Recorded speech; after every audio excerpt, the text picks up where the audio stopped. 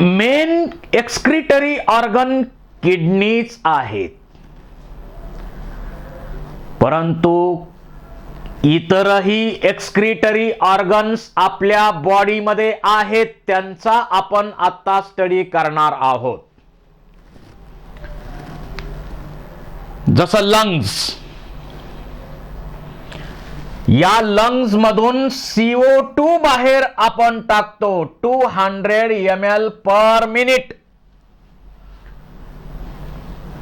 या आणि त्याचबरोबर वॉटर व्हेपर स्टेट मध्ये आपण बाहेर टाकतो.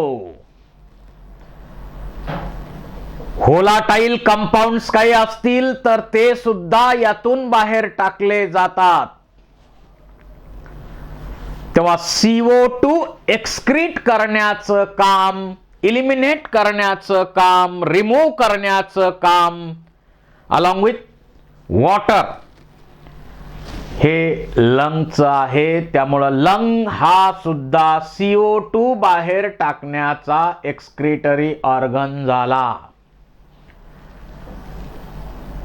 400 ml एवढं वॉटर सुद्धा यामधून बाहेर टाकलं जातं, व्हेपर स्टेट मध्ये बाहेर टाकलं जातं. पुन्हा तुम्हाला विचारलं जाईल defecation process, elimination of undigested waste, ही प्रोसेस एक्सक्रिशनची प्रोसेस म्हणता येईल का? नाही. कारण या एलिमेंटरी कॅनॉल मधून फूड घेतो, डायजेशन करतो आणि वेस्ट याच कॅनॉल मधून दुसऱ्या टोकानं बाहेर टाकतो. इथं मेम्ब्रेन मधून डिफ्युजन होतच नाही वेस्ट कंपाऊंडचं. त्यामुळं elimination of undigested waste is not excretion process.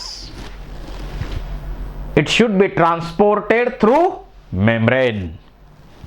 तरच ते excretion होईल. नेक्स्ट एक्सक्रिटरी ऑर्गन आहे लिव्हर. लिव्हर काय सिक्रीट करतं? बाईल ज्यूस सिक्रेट करतं. बाईल ज्यूस मध्ये bilirubin, बिलिवर्डिन, cholesterol, degraded steroid hormones असतील, विटॅमिन्स असतील, ड्रग्ज असतील. याच्यापैकी बरेचसे कंपाऊंड्स, वेस्ट कंपाऊंड जे याच्यातले असतील, हे वेस्ट कंपाऊंड्स अनडायजेस्टेड वेस्ट बरोबर बाहेर टाकले जातात.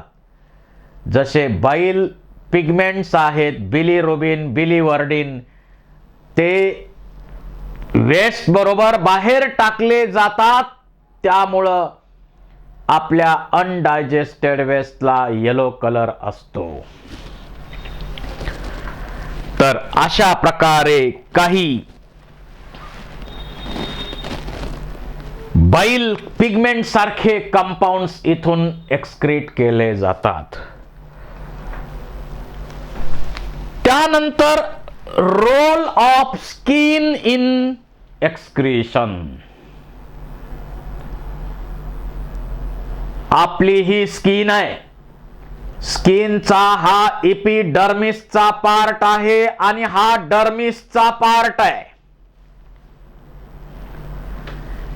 या स्किन मध्ये इथं हायली क्वाइल्ड असणाऱ्या या स्वेट ग्लँड्स आहेत. किती असतात sweat glands? 3 million sweat glands are present in human. ज्या ठिकाणी घाम जास्त येतो, कपाळाला घाम जास्त येतो, गळ्याला घाम जास्त येतो, आर्मपिटला घाम जास्त येतो, जिथं जिथं शरीरावर घाम जास्त येतो तिथं तिथं स्वेट ग्लँडचं प्रमाण जास्त आहे. Total 3 million 30 lakh sweat glands आपल्या बॉडीमध्ये आहेत. स्वेट ग्लँड्स कुठं नसतात? आपल्या ओठांवरती स्वेट ग्लँड नसतात. किती चांगलं केलं. मेल मध्ये ग्लान्स पेनिस हा जो पार्ट आहे तिथंही स्वेट ग्लँड नसतात. विचार करा, आपल्या ओठांवर स्वेट ग्लँड असत्या, सारखं एकतर घाम पुसत राहावं लागला असता ओठांवरचा, नाहीतर घाम पीत राहावं लागलं असतं. स्वेट ग्लँड इथं त्याचं नेटवर्क, ब्लड व्हेसलचं नेटवर्क त्याच्याबरोबर जोडलेलं आहे. हायली ट्युब्युलर पार्ट आणि इथं स्वेट पोअर्स ओपनिंग त्याचे सरफेसला असतात.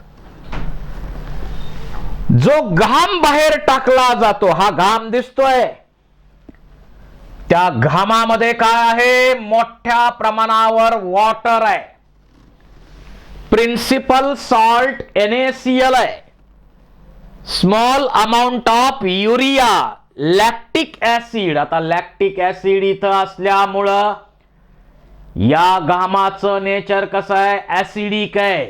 त्यामुळं इथं pH 4 ते 6 असा pH केला जातो. आपल्या शरीरावर इन्फेक्शन होऊ नये यासाठी प्रयत्न केला. त्याचबरोबर अमिनो ऍसिड्स पण थोड्याफार प्रमाणात, ग्लुकोज आणि व्हिटॅमिन डी असे थोड्याफार प्रमाणात कंपाऊंड्स बाहेर टाकले जातात. एकमेव व्हिटॅमिन आपल्या बॉडीमध्ये तयार होतं, स्किन मध्ये तयार होतं, ते आहे व्हिटॅमिन डी. सकाळी कोवळ्या उन्हाला बसल्यामुळं व्हिटॅमिन डी आपल्या स्किन मध्ये तयार होतं आणि त्यामुळं ते व्हिटॅमिन थोड्याफार प्रमाणात बाहेर टाकलं जाऊ शकतं. आपल्यामध्ये ज्या घामाच्या ग्लँड्स आहेत त्याचं फंक्शन काय? Primary function of sweat is to give cooling effect on body surface. ज्यावेळी बाहेर टेम्परेचर जास्त असतं त्यावेळी आपल्याला घाम येतो. या घामाचा संपर्क हवेबरोबर येतो आणि आपला सरफेस कूल होतो. आपलं शरीराचा सरफेस कूल करण्यासाठी घामाची गरज आहे. तर टेम्परेचर रेग्युलेशन साठी याची गरज आहे, थर्मो रेग्युलेशन साठी गरज आहे.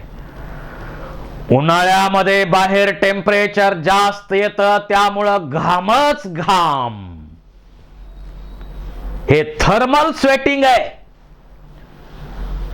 काही वेळा आपण मसाल्याचे पदार्थ बघा, नॉनव्हेज खायला कोणी बोलवलंय, मी व्हेजिटेरियन आहे पण नॉनव्हेज माझे मित्र खातात त्यामुळं त्यांच्या शेजारी बसून व्हेज खातो, तर मी पाहतो ते एका हातानं घाम पुसतात, दुसऱ्या हातानं नॉनव्हेज. मग इतका घाम त्यांना का आला? याचं अनालिसिस केल्यानंतर माझ्या लक्षात आलं, मसालेदार पदार्थ खाल्ल्यामुळं घाम जास्त येतो. काही वेळा आपण पेपर लिहायला बसलोय, बोर्डाचा पेपर आहे आणि पेपर मधलं बरचसं आपल्याला येतच नाही, एकदम टेन्शन येतं. जागेवर बसून एकदम टेन्शन मुळे आलेला हा जो एसी मध्ये असो तिथं बसून आलेला हा जो घाम आहे त्याला आपण म्हणतो सायकोलॉजिकल स्वेटिंग. तर टेम्परेचर रेग्युलेशन आणि काही प्रमाणात वेस्ट कंपाऊंड बाहेर टाकले जातात, हे स्वेट ग्लँडचं काम. त्याचबरोबर आपल्या हेअर फॉलिकल बरोबर असोसिएटेड असलेल्या या ग्लँड आहेत सिबॅसियस ग्लँड्स. आणि या ग्लँड्स काय सिक्रेट करतात? सीबम. काय आहे सीबम मध्ये? स्टिरॉल आहेत, हायड्रोकार्बन्स आहेत, वॅक्सेस आहेत आणि अशा प्रकारे हे फॅटी कंपाऊंड्स यातून एक्सक्रीट केले जातात. पण कशासाठी? It makes our skin waterproof and protect skin from infection. आपली स्किन वॉटरप्रूफ केली जाते आणि इन्फेक्शन पासून आपल्या स्किनचा बचाव करण्याचं काम ही सिबॅसियस ग्लँड करत असते. So sebum provides protective oily covering for skin. हे या ग्लँडचं फंक्शन आहे. It lubricates the hair. या आपण बघा, आपण वेगवेगळ्या कंपनीचं केसांना तेल लावतो. काय उपयोग? लुब्रिकंट्स म्हणून. परंतु या स्किनवरच्या केसांना तेल लावतो का आपण? नाही. मग हे तेल त्यांना कोण देतं? सिबॅसियस ग्लँड देतात. सिबॅसियस ग्लँड हे काम करतात. It lubricates our hairs. हेअर्सचं लुब्रिकेशन करण्याचं काम केलं जातं. त्याचबरोबर आपण एक ऑब्झर्वेशन केलं, हिवाळ्याच्या दिवसामध्ये सिबॅसियस ग्लँड आपलं सिक्रेशन कमी करतात, थांबवतात. त्यामुळं आपली त्वचा तडकते. आपण मग ते जेल लाव, काय काय लावतो आपण, इमामी असो किंवा पॉन्ड्सच्या क्रीम असोत, ह्या लावतो आपण. तर अशा प्रकारची नॅचरल कोल्ड क्रीम कोणती आहे निसर्गानं आपल्याला फुकट दिलेली? Sebaceous gland acts as a natural cold cream. Natural cold क्रीमचं काम करते सिबॅसियस ग्लँड. काही वेळा बघा, यंग म्हणजे तुमच्या एजचे जे इंडिव्हिज्युअल्स आहेत, त्यांचं सगळ्यात लक्ष असतं चेहऱ्याकडं. माझा चेहरा सुंदर असावा, ही कल्पना त्या दरम्यान जास्त तीव्र असते ही भावना. परंतु याच वयामध्ये सिबॅसियस ग्लँड मध्ये इन्फेक्शन होतं आणि आपल्याला पिंपल्स तयार होतात. चेहरा खराब करतात ते पिंपल्स आणि मग त्याच्यावर आपल्याला पर्याय करावे लागतात. त्याचबरोबर आपल्या कानामध्ये सिरुमिनस ग्लँड्स आहेत आणि या सिरुमिनस ग्लँड्स काय सिक्रेट करतात? सिरुमेन किंवा वॅक्स सिक्रेट करतात. या वॅक्स मध्ये लायसोझाइम्स आहेत, त्यामुळं मायक्रो ऑर्गॅनिझमला किल करण्याचं काम यातून केलं जातं. त्याचबरोबर आपल्या सलायवा मधून small amount of nitrogenous waste सुद्धा बाहेर टाकले जातात. त्याचबरोबर लार्ज इंटेस्टाइन,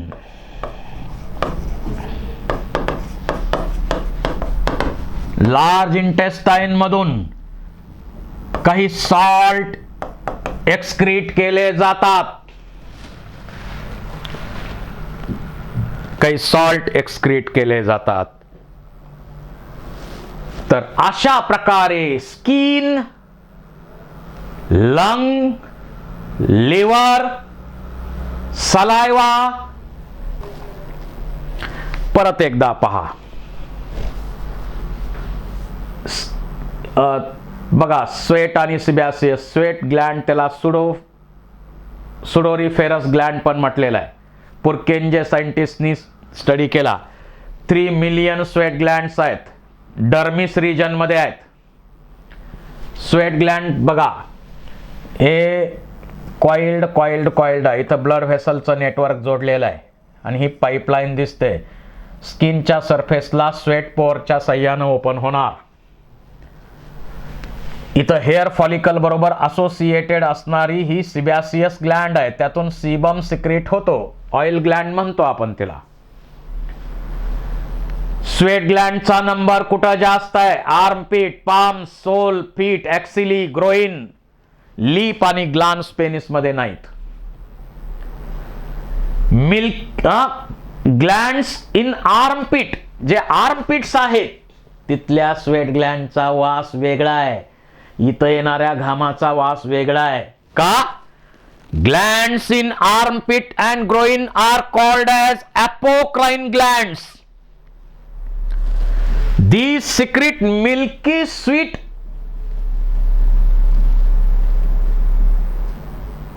असं स्वेट तिथं बाहेर पडतो आणि बॅक्टेरियल ग्रोथ काही वेळा तिथं होऊ होते.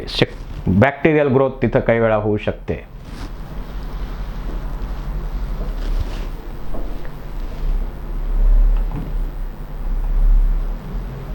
Each gland is made up of basal coiled tubular part embedded in dermis.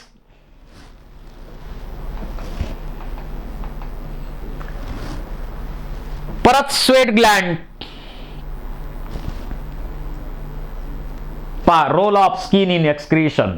Skin मध्ये स्वेट ग्लँड, सिबॅसियस ग्लँड आणि त्याचबरोबर सिरोमिनस ग्लँड असतात. स्वेट ग्लँडचा स्टडी कुणी केला? पुरकेंजे. 3 मिलियन असतात, डर्मिस मध्ये असतात. पहा, स्वेट ग्लँड हायली कॉइल्ड आहे, हे ट्युब्युलर स्ट्रक्चर आहे, इथं ब्लड कॅपिलरीचं नेटवर्क जोडलेलं आहे आणि स्वेट पोअर इथं सरफेस लेवलला ओपन होणार. हेअर फॉलिकल आहे, याच्या बरोबर असोसिएटेड असणारी ग्लँड म्हणजे सिबॅसियस ग्लँड सीबम सिक्रीट करते. स्वेट ग्लँडचा नंबर कुठं जास्त आहे? Forehead, armpits, palms, sole, axilla, groin आणि ॲब्सेंट कुठं आहे? Lips, glans penis. आर्मपिट्स आणि ग्रोइंग या ठिकाणी ज्या स्वेट ग्लँड आहेत त्या ग्लँड मधून मिल्की सिक्रीशन होतं, त्यामुळं या ठिकाणच्या घामाचा वास वेगळाच आहे आणि तिथं बॅक्टेरियल इन्फेक्शन काही वेळा होऊ शकतं. प्रत्येक sweat gland basal coiled tubular part आहे, डर्मिस रिजन मध्ये असतो आणि लॉंग डक्ट सरफेसला ओपन होते. परस्पिरेशन पोअर किंवा स्वेट पोअर त्याला आपण म्हणतो. These glands are supplied with large number of blood vessels. यामधून स्वेट बाहेर टाकला जातो परस्पिरेशनच्या प्रोसेसमध्ये. त्यामध्ये 99% वॉटर आहे, प्रिन्सिपल सॉल्ट NaCl आहे, trace amount of urea, ammonia, lactic acid, amino acid, glucose, vitamin D, पण युरिक ऍसिड नसतं यात. Sweating controlled by sympathetic nervous system. Hot days मध्ये हेवी वर्क करणारे जे लोक आहेत त्याच्यामध्ये 6 ते 14 लिटर एवढी स्वेटिंग ऍक्टिव्हिटी होते टेम्परेचर रेग्युलेशन साठी. स्वेट हायपोटोनिक आहे, ऍसिडिक आहे, pH 4 to 6 आहे. Most of the sweat is formed by metabolic water. In summer less, summer मध्ये युरिन मध्ये वॉटर कमी असतं. युरिन आपण समर मध्ये कॉन्सन्ट्रेटेड बाहेर टाकतो कारण घामाच्या रूपानं पाणी जास्त लॉस होतं आणि पावसाळ्यात हिवाळ्यात घामाच्या रूपानं कमी लॉस होतो म्हणून युरिन डायल्यूट आपण बाहेर टाकत असतो.